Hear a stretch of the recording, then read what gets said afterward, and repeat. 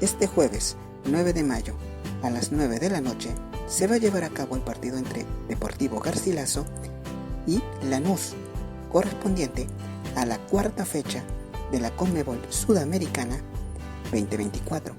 El escenario es en el estadio Inca Garcilaso de la Vega, ubicado en Cusco. Esperemos de que haga un excelente partido y que gane el mejor. Mucha suerte para ambos equipos. Muchas gracias.